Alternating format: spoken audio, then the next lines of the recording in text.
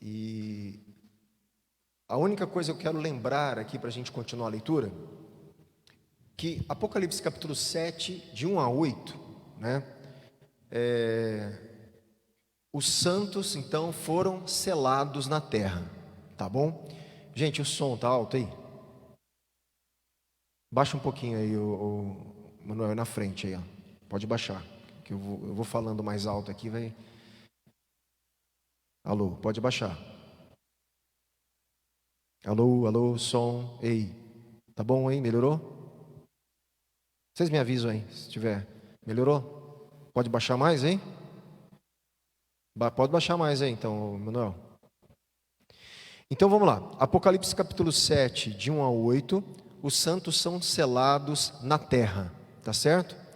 E agora, do capítulo 7, versículo 9 a 17, os santos estão festejando no céu pela salvação de Deus. Então, essa é a estrutura do capítulo 7.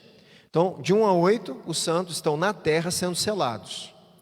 De 9 a 17, eles estão celebrando uma festa de triunfo, a gente vai ver no céu, tá bom? Então, do versículo 9 aqui, deixa eu ver aqui se eu tenho mais alguma anotação, ou se a gente lê. Vamos ler aqui um pouquinho, 9 até o 12 aqui, e a gente retoma as observações.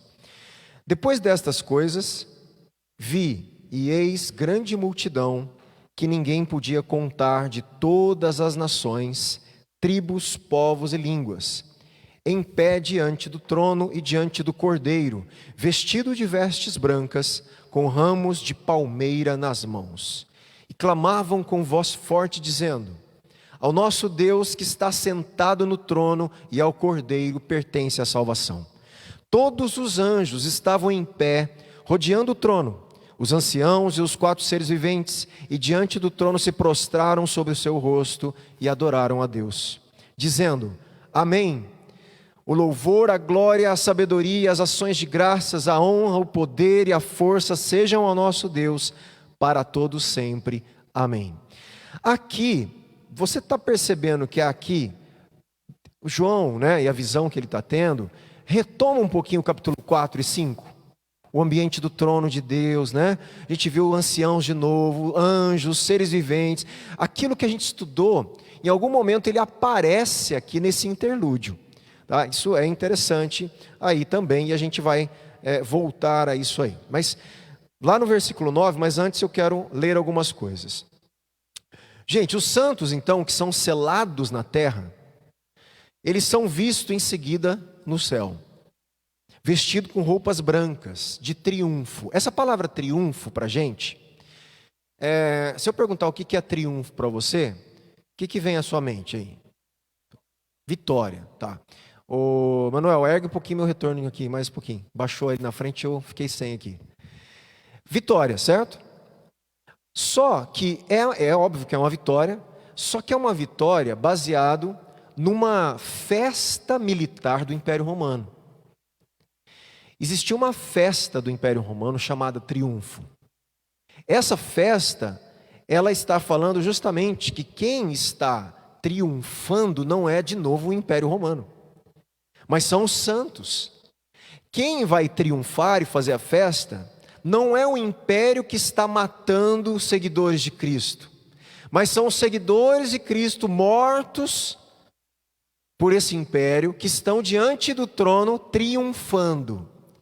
E o triunfo, ele tinha na época, ele tinha vestes brancas, ele tinha ornamentos do triunfo do imperador.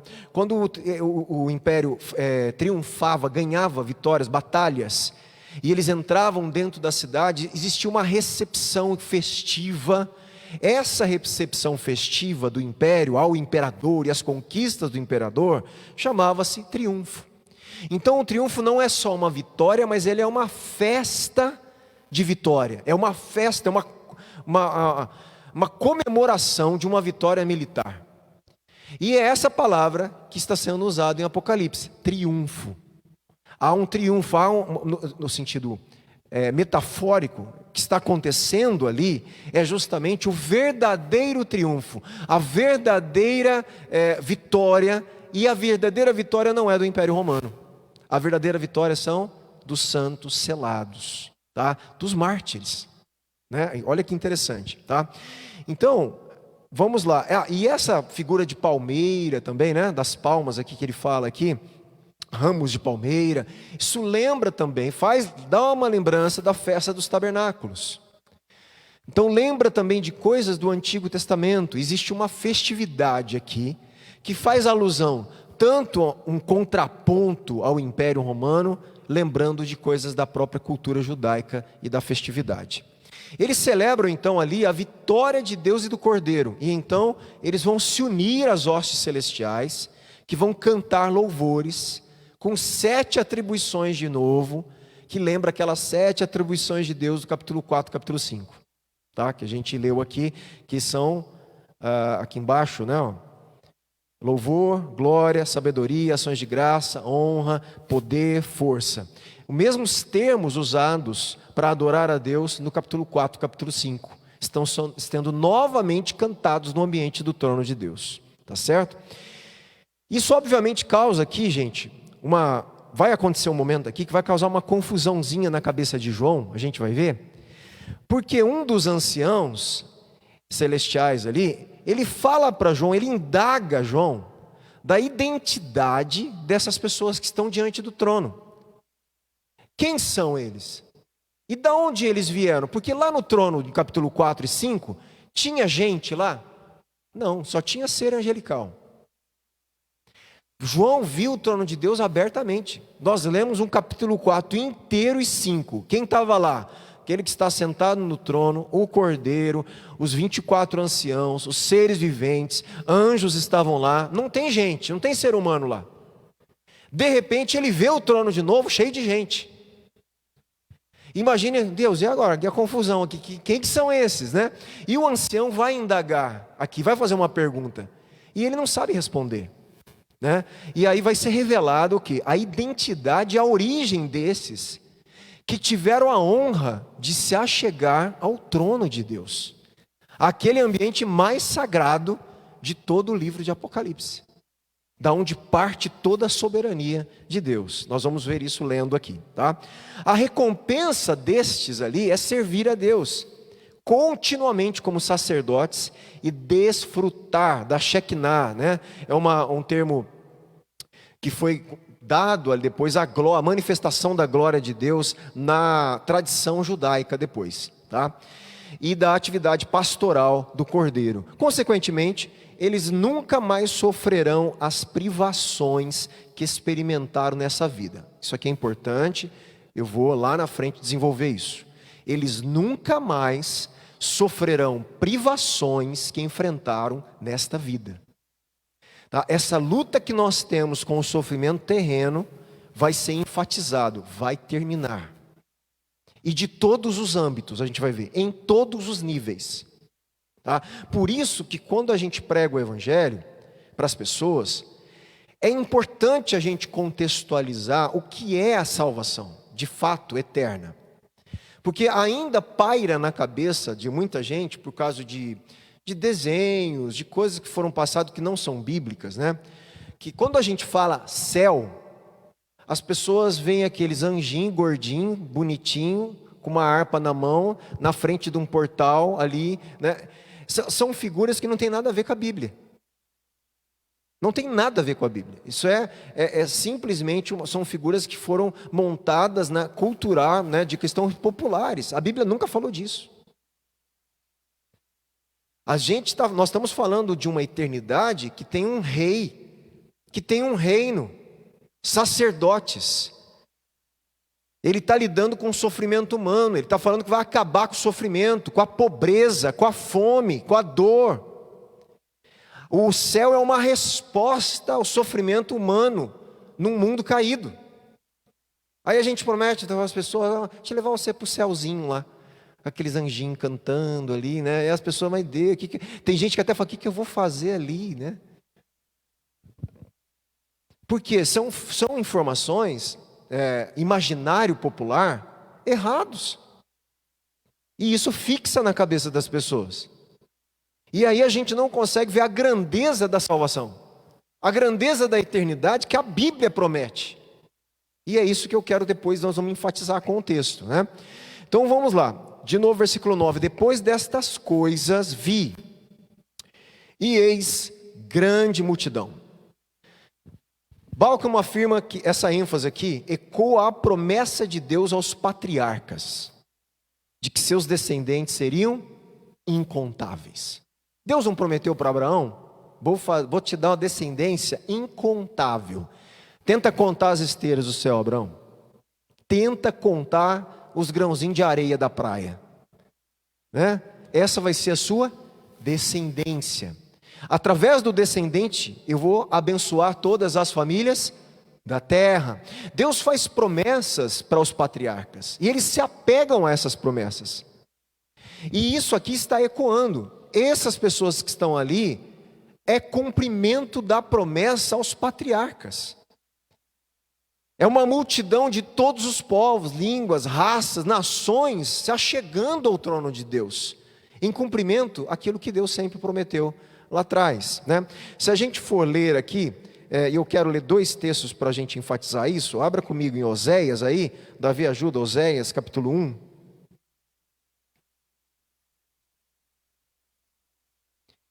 Versículo 10 diz assim: contudo, os israelitas ainda serão como a areia da praia. Olha lá, gente, o profeta Oséias lá na frente, ele lembra a promessa que Deus faz a Abraão. É como se assim, Deus não esqueceu do que ele prometeu. Deus vai cumprir. A questão é que Deus tem o jeito dele cumprir as coisas, e muitas vezes não é do nosso jeito. Tanto é que o próprio Israel não entendeu isso, né? Paulo teve que explicar isso aos romanos, em outras situações.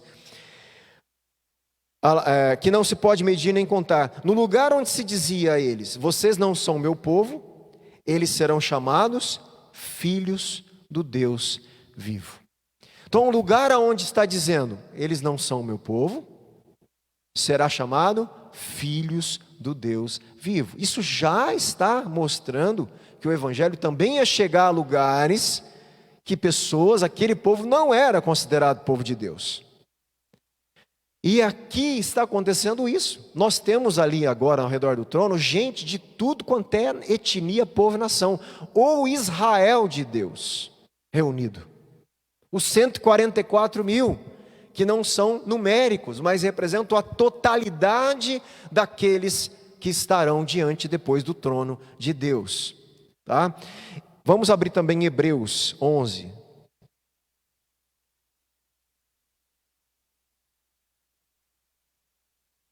Hebreus capítulo 11, versículo 12.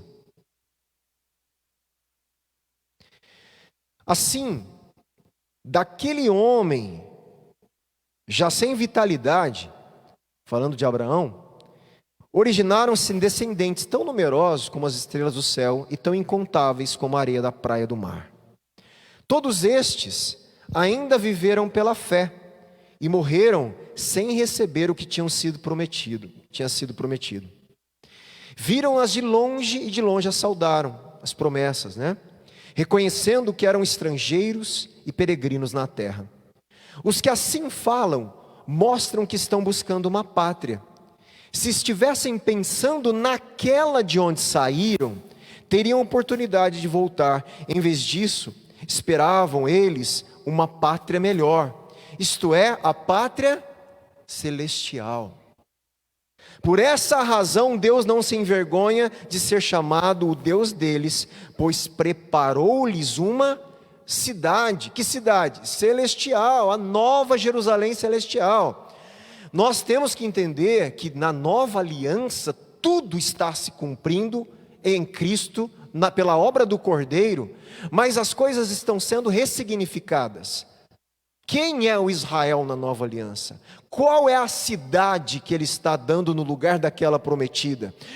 Como as promessas estão se cumprindo? Isso é importante entender, para a gente entender, para entender a Bíblia inteira, para a gente não fazer confusão que muita gente faz. Tudo vai se cumprir, mas através da obra de Cristo. E na nova aliança alguns conceitos foram ampliados, ressignificados. Tanto é que nós estamos vendo o tempo inteiro o que é o novo, o Israel de Deus na nova aliança, não é mais somente os judeus étnicos, né? O Israel é étnico. Então, a grande multidão aqui, isso provavelmente indica aqui que os mártires se unem a todos os santos que foram vitoriosos e que agora estão no trono de Deus. A grande multidão incontável agora, ela é uma elaboração ou uma ampliação mais exata da metáfora dos 144 mil, né? Que selados. Na verdade, se a gente entender que aquilo é metafórico, aquilo é o número completo dos selados. E agora ele está ampliando o conceito. É uma multidão que está no céu. Provavelmente todos os selados estão ali no trono, né? Observamos também que a multidão é formada de pessoas que vêm de todas as nações, possivelmente ecoando novamente a promessa aos patriarcas, quando Deus fala: serás pai de muitas nações, né? Quem que é filho de Abraão? No Antigo Testamento, só judeu, certo? Só judeu. No Novo Testamento, todos aqueles que têm fé em Cristo são filhos de Abraão. Nós somos cumprimento da promessa de Deus a Abraão. Nós fazemos parte dos descendentes dado a Abraão. A promessa é para ele por meio de Cristo. E é isso que a gente precisa entender, né? A semana passada eu também falei dos 144 mil, da questão das dificuldades que você tem hoje de definir as tribos verdadeiras, né? Que a única tribo que tem exatidão ainda é a tribo de Levi, né? Segundo a Aline lá. Mas eu vi uma outra informação dela, que eu vou trazer, que é interessante para quem acredita que é literal, né? Eu não acredito, mas para quem acredita é relevante. Eles encontraram num país, se eu não me engano é na Índia, um grupo de pessoas que eles conseguiram, segundo ele, identificar que eles guardam uma tradição tão antiga que eles conseguiram identificar aquele grupo de pessoas fazendo parte da tribo de Manassés. Então, quer dizer, realmente não há como identificar, muitas se misturaram, tá? Só que, por exemplo, esse grupo, segundo os pesquisadores e gente que foi atrás, eles identificaram como sendo da tribo de Manassés, como se Deus tivesse guardado, e eles guardam tradições antiquíssimas, né? Muito antigas, justamente por ser esse povo, né, antigo que se espalhou, e é como se eles tivessem estabelecido no local e guardado uma tradição que chegou até os dias de hoje. Então teve até um encontro deles com o pessoal de Jerusalém e tal, foi uma festa lá, porque uma tribo, né, perdida, as tribos estão perdidas, foi achada. Então para eles são tudo sinalizações, e são mesmo, nesse sentido são mesmo, são sinalizações interessantes, né? Mas voltando àquela questão da literalidade, né? Então, eis grande multidão que ninguém podia contar, de todas as tribos, nações, tribos, povos, línguas, em pé diante do trono e diante do Cordeiro. Esses santos estão em pé diante do trono e diante do Cordeiro. Vamos ver dois contrastes aqui. Primeiro, assim como os 4 anjos estão em pé, lembra? Em cada canto da terra estão em pé, é uma postura de prontidão, né? E Deus fala: não até o selar, não vai destruir nada até o selar. Aqui, né, os cristãos, os salvos vitoriosos, estão também em pé, mas agora diante do trono de Deus. A função dos anjos sobre a terra, antes da grande batalha, contrasta com a função dos santos no céu, né? Outra coisa, o trono e o cordeiro estão repletos de ira, no capítulo 6, lembra? A ira do cordeiro contra os habitantes da terra, enquanto aqui eles dão as boas-vindas aos santos vencedores que chegam ao céu. Olha que coisa interessante, o cordeiro de Deus, o trono e o cordeiro está irado com aqueles habitantes da terra, e aqui o trono e o cordeiro festeja junto com os santos que estão ali no trono. Então, você percebe que eu sempre tenho falado, né? Em Apocalipse não tem em cima do muro. Ou é ou não é, né? Ou você pertence ao reino de Deus ou ao reino do dragão, da besta. Não tem meio termo. Ou você está sendo selado e faz parte daqueles que são salvos, ou você é parte dos habitantes da terra que vai receber a ira de Deus. Não existe meio termo. Apocalipse é muito, forte nessa antítese. É luz e trevas, reino de Deus, reino de Satanás. Filhos de Deus, não filhos de Deus. É uma coisa muito enfática ali. Os habitantes do céu, os habitantes da terra recebendo a ira de Deus. Então não existe esse meio termo, ele não dá isso para a gente ali. O trono divino implica juízo no capítulo 6. E agora, recompensa. Olha que interessante. O trono de Deus lá no 6, sai dele relâmpago, trovão, mas de ira para a terra. Agora não, agora está recepcionando e dando recompensa, vestes brancas, àqueles que foram fiéis. Ao serem colocados diante do trono, os salvos obtêm um lugar de honra, quando recebem suas recompensas pela fidelidade. De fato, essa é a primeira vez, presta atenção nessa observação, é a primeira vez que alguém que não é um ser celestial aparece diante do trono no livro de Apocalipse. Significativo agora. É a primeira vez. Toda a visão, toda a descrição do trono não tinha ser humano. Agora você tem no trono ser humano e bastante, uma multidão, recebendo a recompensa pela fidelidade ao Cordeiro de Deus.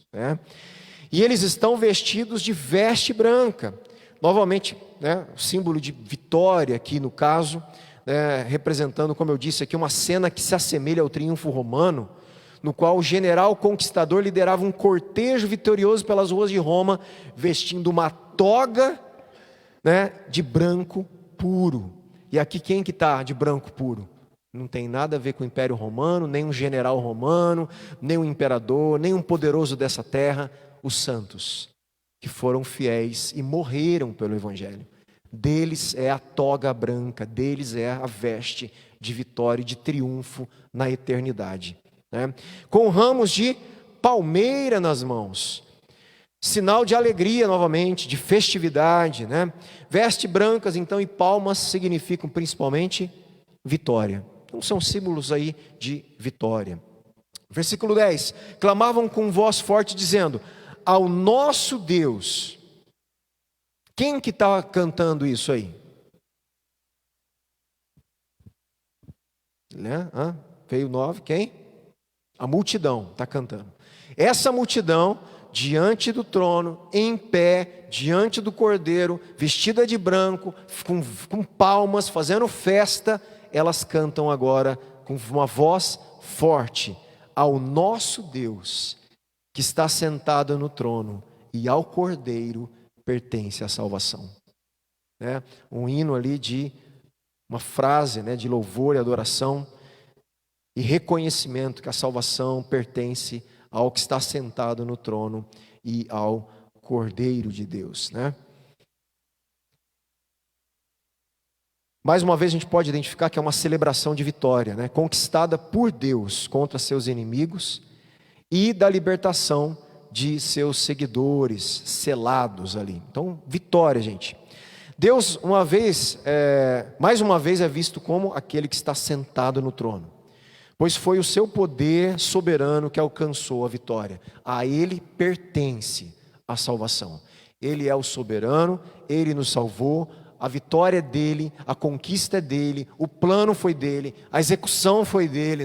Então a Ele pertence a salvação. Existe, portanto, aqui um reconhecimento nesse louvor aí.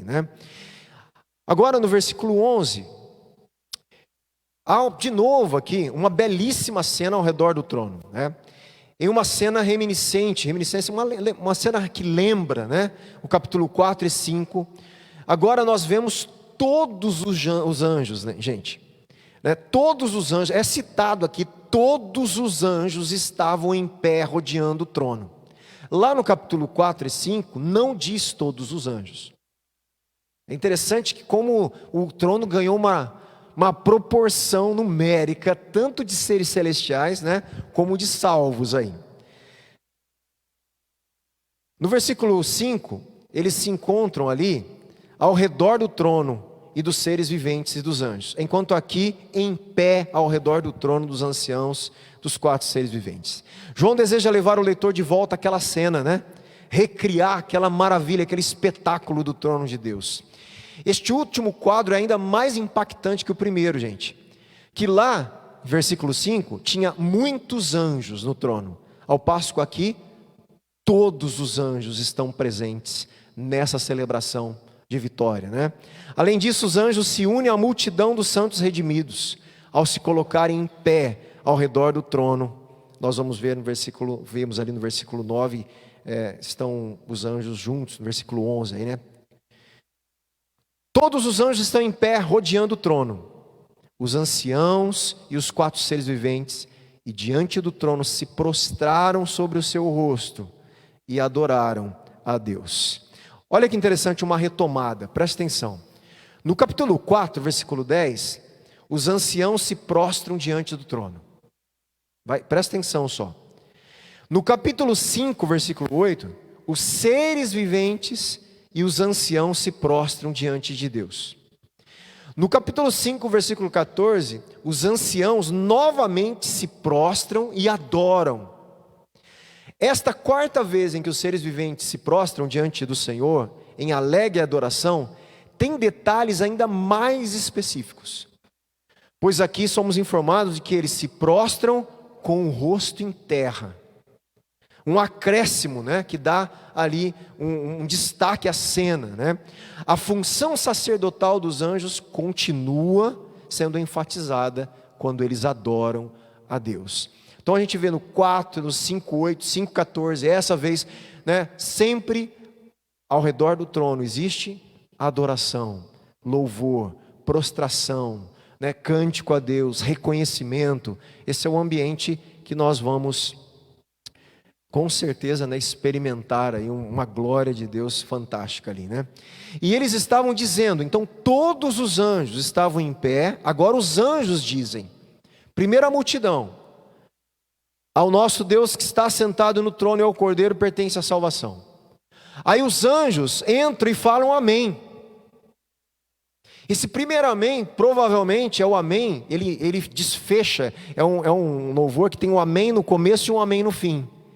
Provavelmente esse amém é uma concordância dos anjos com a adoração da multidão e uma continuidade, né, cultica, litúrgica desses anjos. E eles continuam e ele diz assim, amém, o louvor. Então olha só, ao nosso Deus pertence a salvação, amém. Mas não é só a salvação, e eles continuam, o louvor, a glória, a sabedoria, as ações de graças, a honra, o poder e a força sejam ao nosso Deus para todo sempre, amém. O amém é litúrgico, né? De toda essa concordância ali enfática, né? No momento de adoração no trono de Deus, né? Qual é o contexto? Festa. O contexto aqui é festa. Tem gente no céu, uma multidão vestida de branco, com um ramo de palmeira, festejando. Eles adoram a Deus, os anjos adoram a Deus. E há uma coisa interessante, né, sobre os anjos. Abra comigo em 1 Pedro, versículo 1.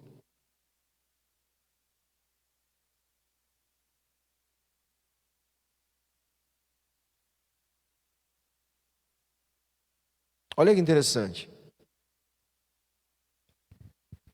Versículo 12. A eles foi revelado que estavam ministrando não para si próprios, mas para vocês. Quando falaram das coisas que agora lhes foram anunciadas, por meio daqueles que lhes pregaram o Evangelho pelo Espírito Santo enviado do céu. Então olha só, pregado o Evangelho pelo Espírito Santo. E aí ele vem e fala o seguinte, coisas, quer dizer, essas coisas ministradas a vocês, pregadas a vocês pelo Evangelho, coisas que até os anjos anseiam observar. É interessante que Pedro deixa aqui entender que os anjos têm desejo de ver o que acontece com a pregação do evangelho para a humanidade.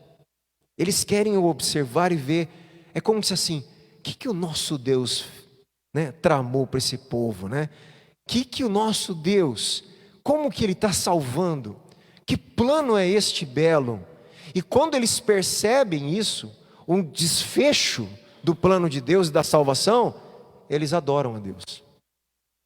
A hora que eles se torna revelado aos anjos, a multidão, o cântico, a eles pertence a salvação, porque o evangelho salvou, os anjos reagem a Deus em adoração, como que se o plano de Deus para eles começasse a se decodificar, ser feito na frente deles, eles olhando e ver o negócio, né, desenvolver e prosseguir. Eles não sabiam de tudo, gente.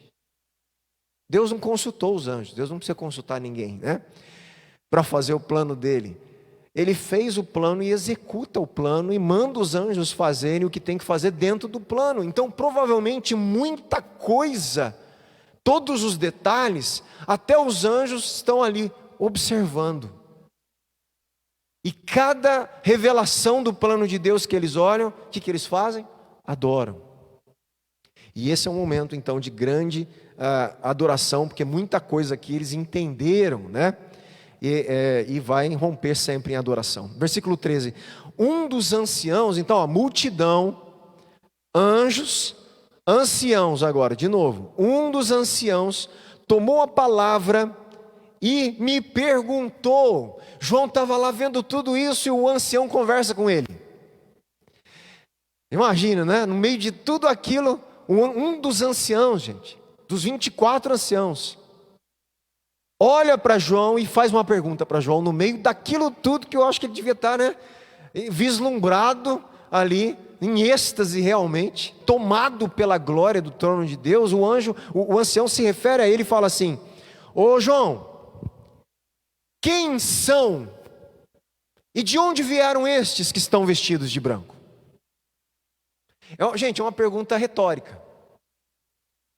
Tá? Era uma pergunta que ele sabia que João não ia responder. É para aguçar João, porque João estava perguntando na cabeça dele, com certeza, quem que é esse povo? Quem é esse monte de gente vestido de branco, palmeira, cantando no trono que eu não tinha visto lá atrás? Da onde vieram? E o ancião coloca a pergunta na boca dele. Fala assim: João, você está me perguntando? Eu pergunto para você, quem são? De onde vieram estes que estão vestidos de branco? E João responde, né? Ele não ousa, né? É como se assim, o senhor que sabe, né? Me responda você. Ele está admitindo a ignorância dele. Eu não sei. Eu quero saber. Eu não sei quem são. O senhor que sabe. Então aqui João, ele reage de uma forma humilde, dizendo: eu não vou ousar dizer quem são. Eu não sei. O senhor que sabe. Se o senhor quiser me falar, né? É como se assim, o senhor pode, né, me falar aí.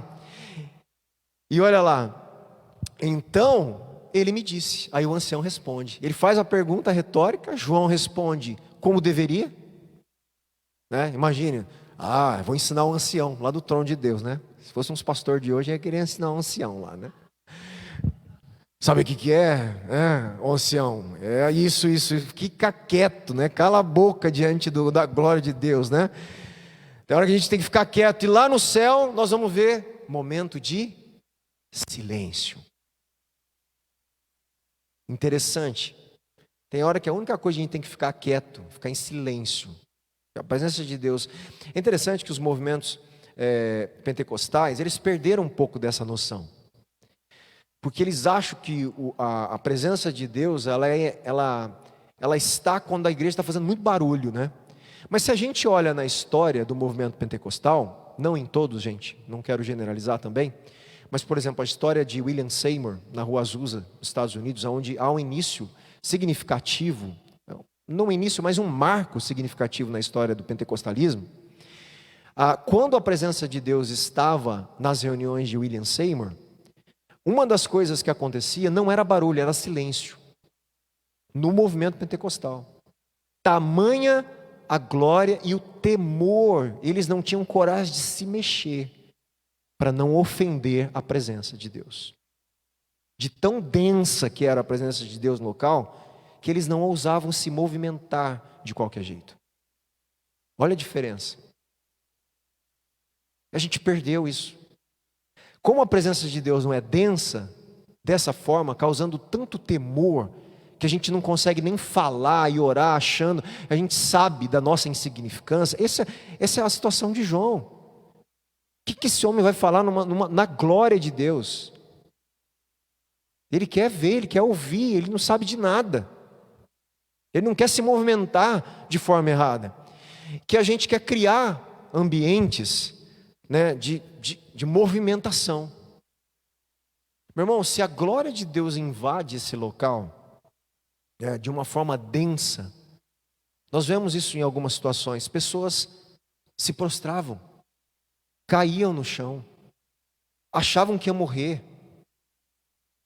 As reações não são as que nós vemos hoje, porque a glória de Deus densa, ela pesa, ela constrange a nossa humanidade, o pecado, ela constrange. A santidade é muito forte de Deus, ela expõe, nos coloca numa situação vulnerável. A gente vê a morte, eu vou morrer, porque a glória é santa, é sagrada, eu não sou digno de estar ali. E essa sensação pentecostal falta. Isso falta. Porque aí a gente quer, né, fazer, né, qualquer jeito. Eu não estou falando que não possa se prestar, eu estou falando que falta às vezes. E não depende de nós. Não depende, a gente não consegue criar esse ambiente. Ou Deus nos permite, e Ele fala, eu vou um dia, né, eu vou usar um termo aqui brincando, né? Mas é assim que Deus desce na terra lá, né? Deus desce em algumas situações, mas eu vou baixar lá na fonte de vida de forma diferente essa vez, né? Porque é isso, até isso o diabo copia, né? A gente faz, não é, as coisas lá do mundo, vai baixar. Por quê? Porque é a presença manifesta, é o que a Shekinah, a glória de Deus fazia quando ela entrava no templo. É como se Deus condensasse a glória dele num local, né, e ele permitisse as pessoas sentir, porque Deus está em todos os lugares. Mas a Shekinah é a glória condensada. Deus condensa, como que se ele, né, se voltasse aqui e permitisse a gente sentir essa aglomeração de si próprio ali. E aí, gente, diante disso, o ser humano cai por terra. Foi quando Pedro percebeu Jesus, não sei se você lembra. Jesus, não, eu sou pecador. Quando Pedro entende no chamado de Pedro, quando ele entende quem Jesus é, a primeira reação é eu sou pecador. Foi a reação de Isaías. Não é eu me sentir santarrão. É o contrário. Por isso eles caem prostrados, até os anjos não estão, eles não se acostumam, estão tudo acostumados com a glória de Deus, não estão. Não há como se acostumar, Deus transcende a tudo que a gente imagina. Os anjos, a cada glória de Deus, eles se manifestam em adoração, porque não tem, é uma reação à glória de Deus. Não tem como não. Não tem como não falar isso a multidão, ao nosso Deus pertence a salvação. Estão festejando a salvação. Não é nossa, é tua. E os anjos, amém, todo louvor. Imagine isso, gente, isso é uma coisa que vai saindo de dentro deles. É uma explosão de adoração e de louvor a Deus que vem do coração, né, dos seres humanos ali, da essência, nesse sentido, né? Então a gente precisa entender isso, né? Então é óbvio que João, ele age significativamente aqui, bem, né? Eu não sei, eu sou ignorante, fala o Senhor. E aí o ancião, responde: João, estes são os que vêm da grande tribulação. Quem são eles? Estes são os que vêm da grande tribulação, que lavaram suas vestes, e lavaram, alvejaram as vestes, no sangue do Cordeiro. Aqui nós vamos entrar numa discussão teológica complicada aqui, que a gente vai ver também, que existe também duas linhas de interpretação, que eu já vou entrar aqui, né? Mas a primeira questão que a gente tem que entender: quem são? São os que lavaram suas vestes no sangue do Cordeiro. De onde eles vieram? Eles estão vindo da grande tribulação, tá? E aí você vai entrar em vários problemas escatológicos, que eu falo, eu prefiro não entrar. O texto está falando que tem uma multidão de todas as nações, lavadas no sangue, vindo da grande tribulação. Primeiro, se eu for entender que essa grande tribulação é a grande tribulação técnica, escatológica, que pode não ser, mas se eu for entender, né, os pré-tribulacionistas já caíram, já não funciona. Porque aqui você vê que quem está lá é todos aqueles que foram tirados da grande tribulação, que passaram, se a gente não sabe, no meio até o final, aí já não dá para saber, mas eles estão vindo da grande tribulação, né? A questão é que existe uma discussão se essa grande tribulação, esse termo, é um termo técnico ou ele é simplesmente um termo de uma tribulação profunda, difícil, grande nesse sentido, que esses irmãos ou toda a igreja enfrentou. Então existem várias discussões aqui. Toda a multidão ali eram todos os salvos de todas as eras? É a mesma pergunta que a gente fez da outra vez. Porque se for, é uma tribulação que se acumulou na história. Não, eles são os santos salvos lá do final. Se eles forem, é uma tribulação escatológica. Então essas dúvidas, elas vão ficar no ar. Porque você vai ter gente que escolhe uma coisa, gente que escolhe outra. Tem gente que entende o termo como uma questão técnica. Por quê?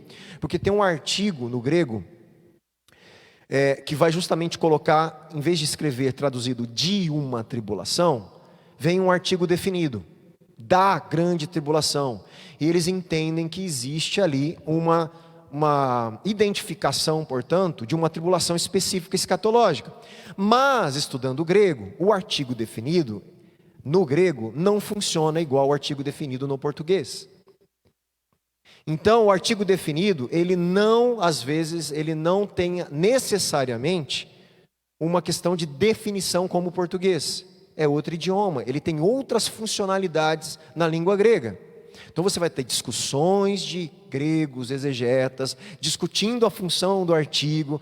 É uma briga, gente, né, no bom sentido. É uma briga teológica, é uma briga de tradutores do grego para cá. É uma briga. E a gente não consegue definir quem está certo ou errado, porque existem argumentações sempre boas dos dois lados, tá? Mas eu estou só colocando, existe então uma discussão. Esse termo é técnico, que indica a grande tribulação, ou ele somente descreve uma perseguição terrível, por isso grande? Essa é a discussão. É a grande tribulação no sentido que a gente entende tecnicamente como a grande tribulação prometida lá, né, falando lá em Daniel, a tribulação escatológica, ou aqui está falando de uma perseguição, uma tribulação terrível e horrível, que esses foram então salvos desse lugar, tirados e levados para o trono de Deus. Você vai ter essa discussão. Você pode achar qualquer uma das coisas, né? Fica à vontade, você não vai perder sua salvação por isso. Né? Acha o que você quiser, né? Além disso, tal expressão refere-se essa é uma questão, né? Somente ao período final de tribulação, 3 anos e meio, né? Ou um período completo da tribulação? É outra pergunta. Se é a grande tribulação, ele é a grande tribulação dos 3 anos e meio, ou ele é uma grande tribulação que envolve toda a tribulação do escatológico, do tempo escatológico? É uma outra pergunta que eles fazem.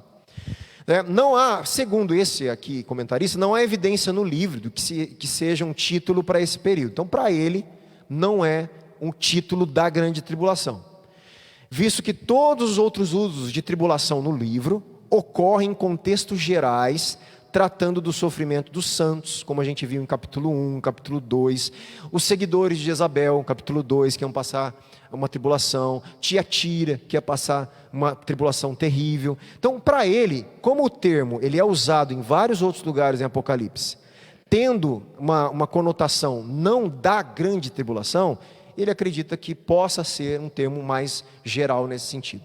Eu não vou nem saber te falar, tá?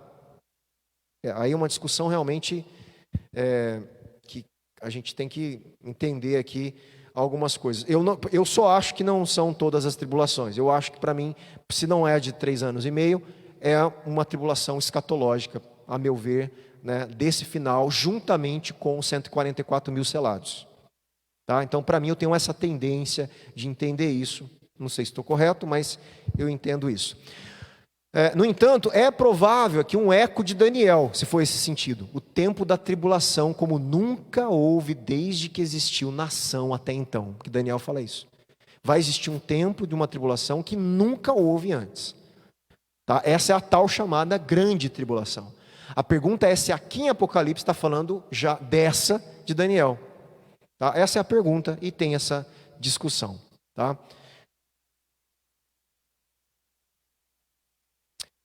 Aqui, eu vou rapidinho aqui, gente, só um momentinho. Deixa eu adiantar, a gente vai retomar semana que vem. Nós vamos ver no capítulo 13 depois, que Deus permite que o dragão vença os santos, por um breve período, né? Resultando dias de tribulação, como nunca houve, igual Jesus falou em Marcos. Então você vai ter algumas coisas que podem mostrar que seja então essa tribulação final de Daniel, né?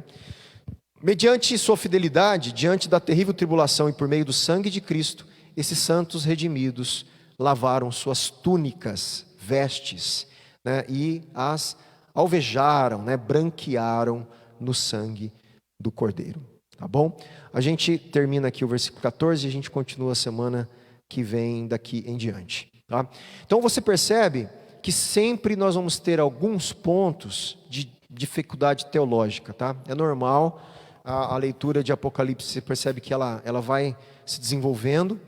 E o que é importante? A mensagem central. Gente, é isso que eu quero sempre me deter a tudo que a gente está lendo aqui.